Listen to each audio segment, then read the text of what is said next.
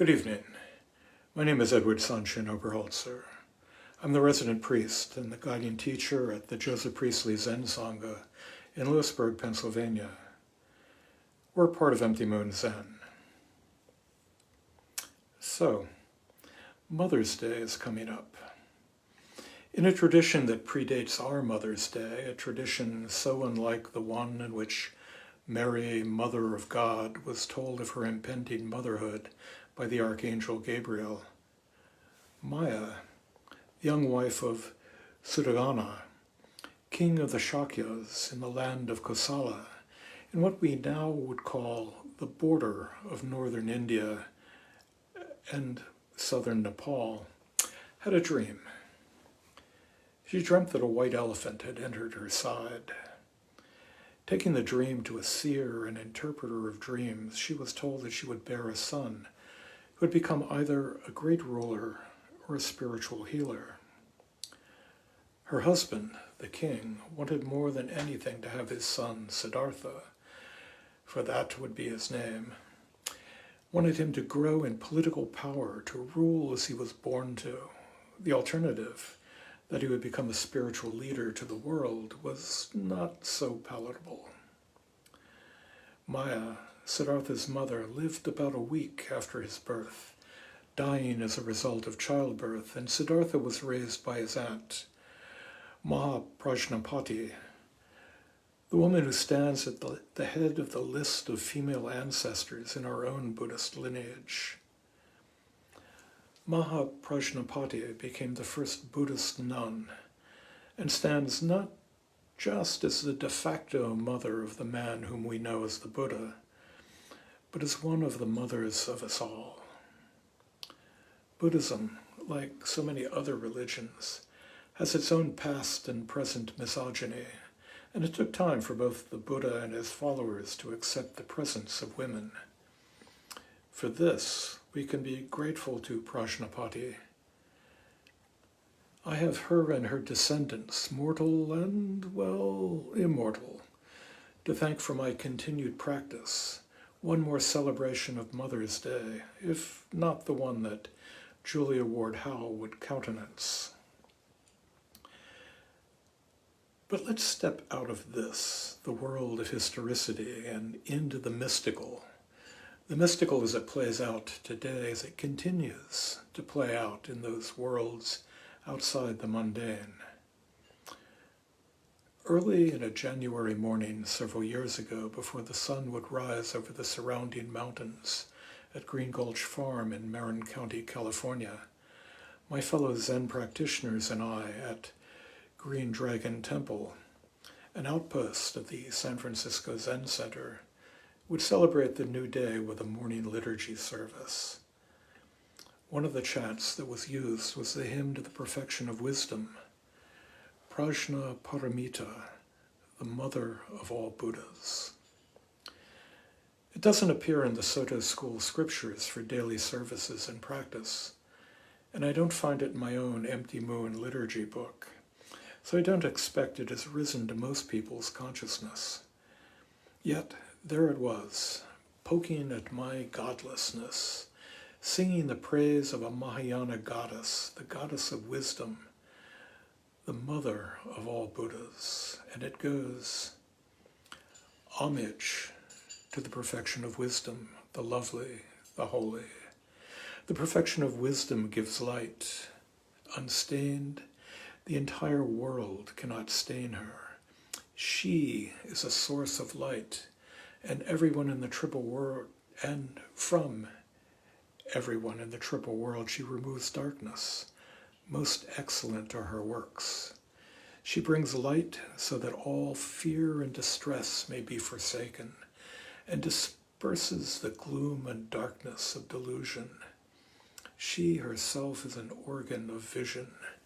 She has a clear knowledge of the own being of all dharmas, for she does not stray away from it.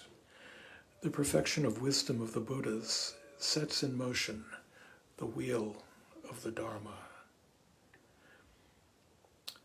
Now, as much as I can't warm to the idea of a God, wisdom, there's a god or goddess I can get behind, not far removed from God as nature, nature as God, the God of Spinoza, but more a goddess who opens your eyes, a mother to hold our hands, to teach, to inspire us.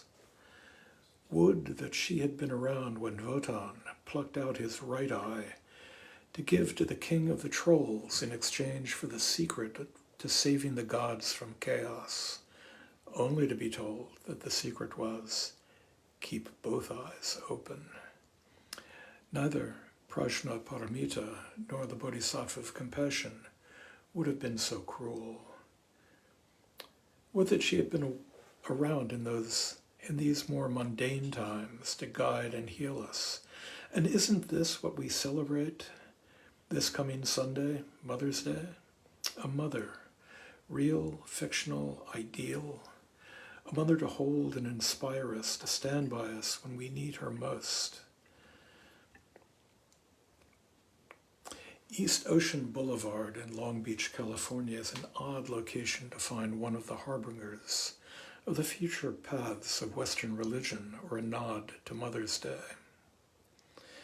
There, with a view of the Pacific Ocean one might die for, is a Vietnamese Buddhist monastery housed in the buildings and grounds the monks had purchased from Catholic nuns whose convent had fallen into bankruptcy. Those monks have maintained the numerous statues of Maria Stella Maris, Mary, Star of the Sea, and together with local Catholic pilgrims who gather before the statues each day, offer incense to what they, the monks, see as an incarnation of Avalokiteshvara, the Bodhisattva of compassion.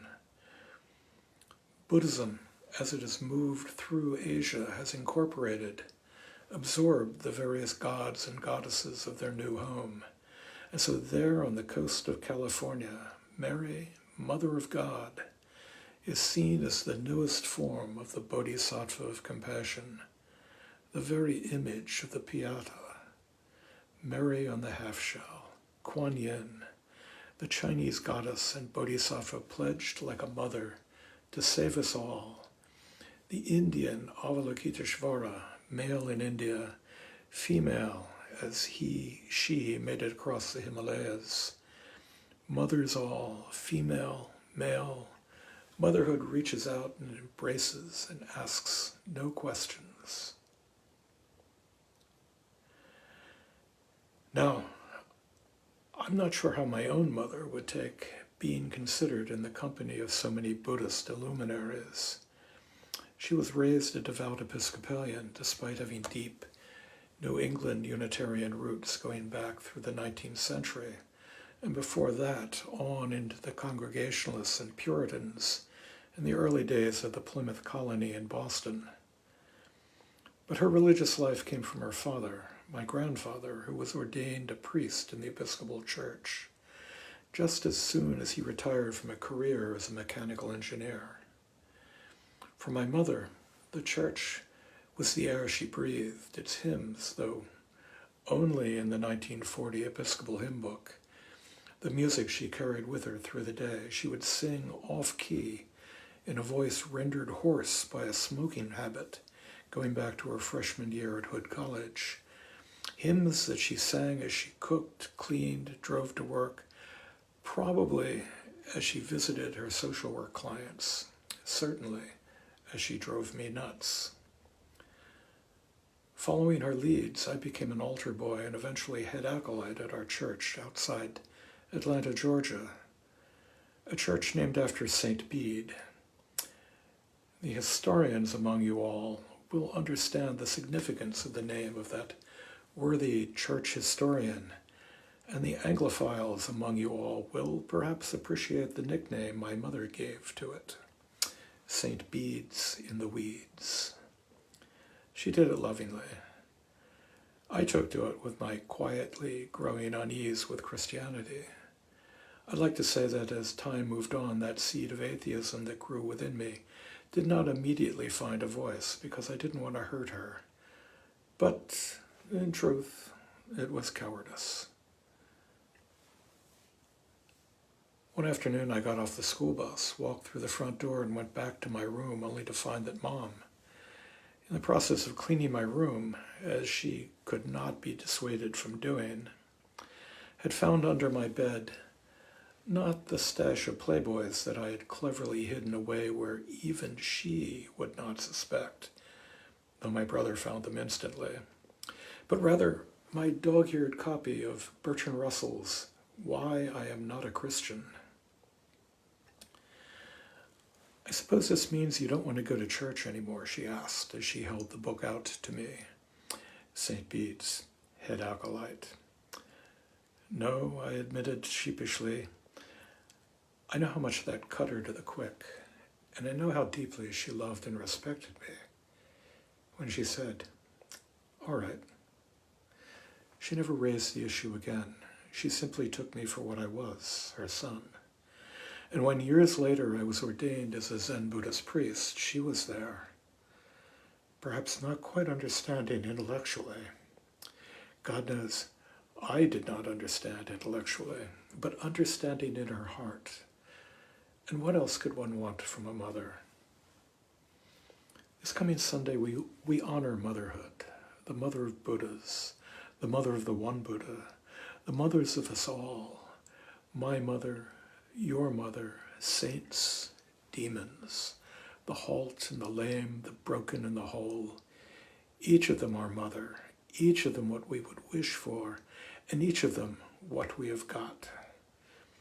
In my backyard, the birds have swarmed in, filling the trees, the bird feeders, stocking up on the energy they'll need to lay eggs, brood those eggs, feed those insatiable chicks, and pass on the miracle of flight to the generations to come. This Sunday will be that day to celebrate, to hold close, to remember. Maybe a card, maybe a phone call. Such a small return on a lifetime. Thank you.